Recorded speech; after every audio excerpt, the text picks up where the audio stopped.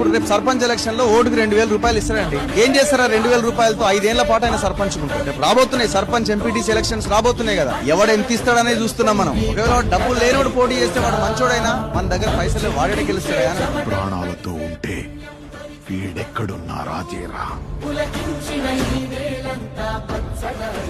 ఎప్పుడు మారుతాం మరి? దయచేసి మనం గుర్తుంచుకోవాలి, లీడర్లు మారాలి, పార్టీలు మారాలి అనేది పక్కన పెట్టండి. వాడు మారాల్సింది ప్రజలే. సో దయచేసి ఆలోచించండి, ఈ సమాజం కోసం ఆలోచించాలి. మన కోసమే కాదు, మన పక్కోడి కోసం కూడా మనం ఆలోచించాల్సిన అవసరం ఉంది.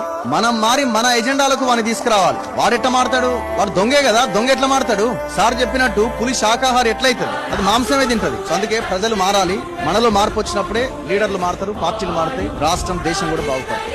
ఓట్లు వచ్చిన సమయంలో పైసలు తీసుకొని ఓటేయడం మానండి దయచేసి. మందు తాగడం మానండి, మందు తీసుకొని ఓటేయడం మానండి దయచేసి. అది ఎప్పుడైతే చేంజ్ అవుతుందో